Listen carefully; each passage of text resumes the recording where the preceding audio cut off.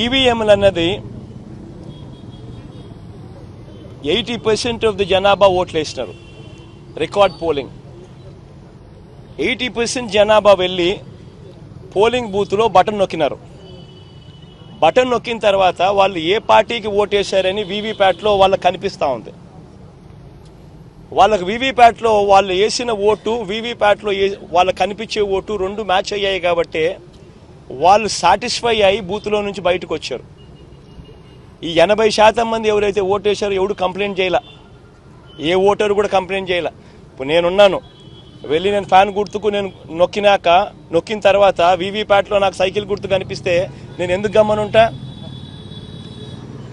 కదా. బూత్లో అక్కడే నేను గొడవ చేసిండు, బూత్లోనే వెంటనే కంప్లైంట్ లాంచ్ చేసిండు, బూత్లోనే అని చేసిండు కదా. అట్లా ఏ పార్టీకి ఎవరన్నా కానీ ఇలా ఓటేసిన తర్వాత వీవీప్యాట్లో వేరే పార్టీకి ఓటేసినట్టుగా ఎవరికి కనిపించలేదు కాబట్టి 80% మంది జనాభా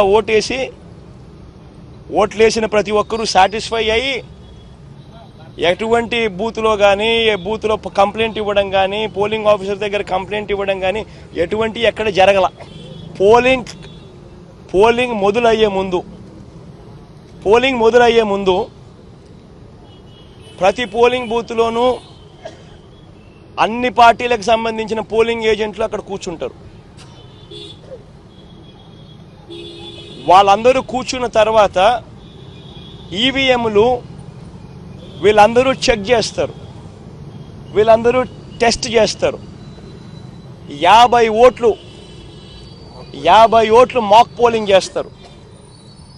50 ఓట్లు మాక్ పోలింగ్ చేస్తారు ఈ పోలింగ్ ఏజెంట్స్. వాళ్ళు నొక్కిన గుర్తు వీప్యాట్లో వాళ్ళకు స్లిప్ ఏదైతే బయటకు వస్తుందో ఆ గుర్తు రెండు మ్యాచ్ అయినాయా లేదో చూసుకుంటారు.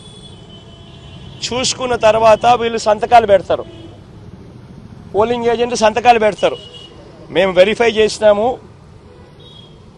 50 ఓట్లు ఒక్కొక్కరు 50 ఓట్లు వెరిఫై చేసినాము, ఈవీఎంలు బాగా పనిచేస్తూ ఉన్నాయి అని సంతకాలు పెడతారు. ఆ సంతకాలు పెట్టిన తర్వాతనే జనరల్ ప్రజలకు పబ్లిక్కు ఓటింగ్ను పర్మిట్ చేస్తారు. ఓటింగ్ తర్వాతనే అవకాశం ఇస్తారు జనరల్ పబ్లిక్కు.